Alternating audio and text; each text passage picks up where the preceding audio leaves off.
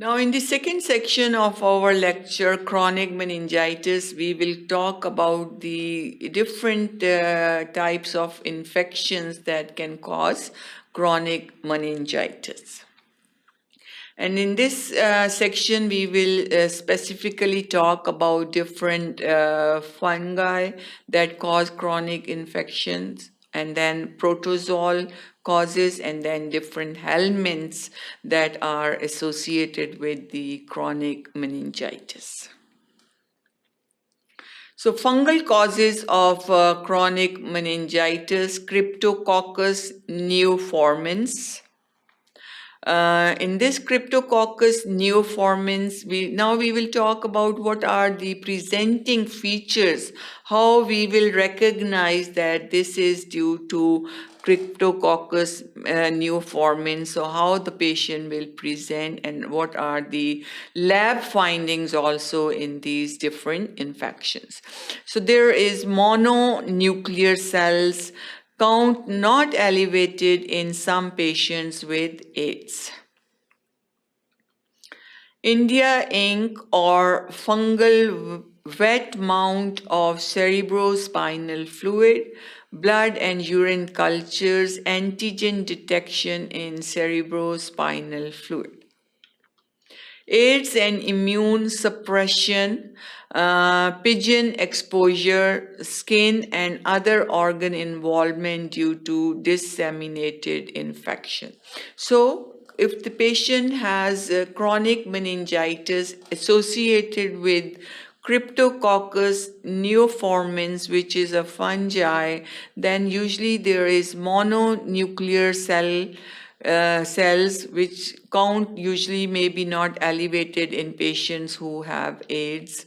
Remember, in patients who are immunocompromised and immunosuppressed, like patients with AIDS, they are more prone to infections which are not common in usually normal healthy individuals. So uncommon infections can occur in patients who have immunocompromised or immunosuppressed disorders. Then India ink, how we diagnose by India ink or fungal wet mount of cerebrospinal fluid and by blood and urine culture and the detection of antigens present in cerebrospinal fluid. So this is about Cryptococcus neoformans. The Coccidioides immitis, that's another fungi. There is again mononuclear cells. Sometimes 10 to 20% are eosinophils. Often these patients have low glucose level. Antibody detection in cerebrospinal fluid and serum. Exposure history, usually southwestern United States, increased virulence in dark skin races. Then we have Candida, another fungi. We have polymorphonuclear or mononuclear. Fungal stain and culture of cerebrospinal fluid, and also common in IV drug abuse, post-surgery, prolonged IV therapy, and disseminated candidiasis. So very important chart if you see different fungi that can cause chronic meningitis. These infections are common in patients usually who are immunocompromised, who are the drug abusers, who are on prolonged IV therapies. They can develop these infections. Mostly these patients have mononuclear cells present, except in we have Candida, which also might be mononuclear or polymorphonuclear. Cultures are important for the diagnosis, and we can detect antibody and antigens in the cerebrospinal fluid and in the serum. So this is a chart of common fungal causes. Again, some other fungal infections, we have Histoplasma capsulatum. Capsulatum, again, mononuclear cells, low glucose, fungal stain and culture of large volume of cerebrospinal fluid, antigen detection in cerebrospinal fluid, serum and urine, and also antibody detection. So serum, antibody, antigen in the serum, in the urine, in cerebrospinal fluid is important test for the diagnosis of different fungal infection or fungal meningitis. Exposure history in Histoplasma, Ohio, and central Mississippi River Valley, AIDS patients, and there is mucosal lesion. So it's common in certain areas of the USA, like close to Ohio and central Mississippi River area. Then blastomyces dermatitis. So this is also another fungal infection. Blastomyces dermatitis. Again, mononuclear cells, fungal stain, culture of cerebrospinal fluid, biopsy, and culture of the skin, lung lesions, antibody detection in the serum. And then it's common in Midwestern and Southeastern US, usually systemic infection, abscesses, draining sinus, ulcers develop. So it involves the skin also. Then the other fungal infection is Aspergillus species, mononuclear or polymorphonuclear cells present. CSF culture is done, and we have sinusitis, granulocytopenia, or immunosuppression. Sporothrix, skinky, mononuclear cells, antibody detection in cerebrospinal fluid and serum, CSF culture, traumatic inoculation, IV drug use, and ulcerated skin lesion. So very, very comprehensive, detailed information of different fungal infections associated with chronic meningitis.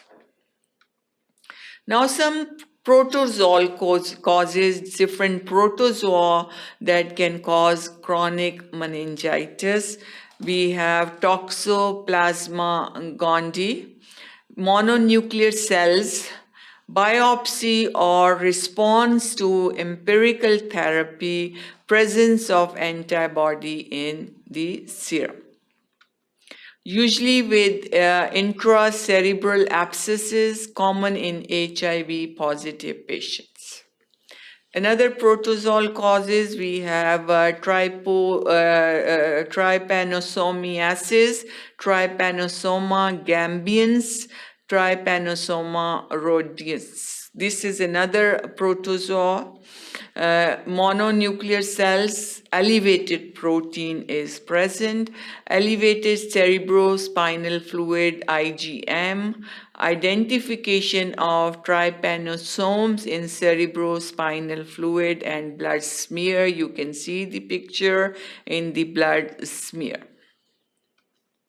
Endemic in Africa, chancre, lymphadenopathy, prominent sleep disorder is associated with trypanosomiasis or trypanosomal infection. Next, some helminthic causes. Helminth, what are the different helminths that can cause chronic meningitis? We have cysticercosis, infection with cyst of Tinea solium. These are the cysts which are produced by the Tinea solium, and its infection is caused by these cysts. Mononuclear cells may have eosinophils. Glucose level may be low. So most of the infections you see mononuclear cells, low glucose. One, it shows there is elevated protein levels, but mostly it's mononuclear, it's low glucose level. Then we have the specific, we should look for antigen and antibody in the urine, serum, and then in the cerebrospinal fluid, culture of the CSF, urine, serum. All these tests are pretty much the same, associated with all these different infections. Investigations, indirect, this is especially for the helminthic causes. Indirect heme agglutination assay in cerebrospinal fluid, ELISA immunoblotting in serum. Systemic manifestations, multiple cysts. Cysts cause infections, so it's cysticercosis. There are cysts in the meninges and there is hydrocephalus. Because of the cyst, there is obstruction of the cerebrospinal fluid flow, cause hydrocephalus. Cerebral cysts are present, and then there is muscle calcification. Next is the gnathostoma spinigerum. So this is another helminth that can cause infection, which is gnathostoma spinigerum. Eosinophils, mononuclear cells. Peripheral eosinophilia is present. Eosinophilia is present in all these infections. Other than we know in bacterial infections, usually there are neutrophils, neutrophilia. But these helminthic infections, protozoal infection, usually we see eosinophil is increased in number, and there is eosinophilia. History of eating raw fish is present in this case. Common in Thailand and in Japan. Subarachnoid hemorrhage is present also, and there is painful radiculopathy. The next helminth that can cause chronic meningitis, we have Angiostrongylus cantonensis. And this one, in this case also there are eosinophils, or there is eosinophilia, mononuclear cells. Recovery of worms from the cerebrospinal fluid. History of eating raw shellfish, and it's common in tropical Pacific region. So these are also some characteristic features of helminthic infection known as Angiostrongylus cantonensis. These are often benign conditions, not very serious conditions. Then we have Balis ascaris procyonis. Again, it's also called raccoon ascarid. Eosinophils, mononuclear cells, that's the histological picture or the microorganism on the microscopic appearance. Then we have infection follows accidental ingestion of Balis ascaris procyonis eggs from the raccoon feces. So food gets contaminated by the raccoon feces, and ingestion of that accidentally can cause this infection. There is fatal meningoencephalitis associated with this infection. Then some rare helminthic cause of meningitis, Trichinella spiralis, trichinosis, fasciola hepatica, liver fluke, and echinococcus cyst, which is schistosoma. All these are rare causes of chronic meningitis.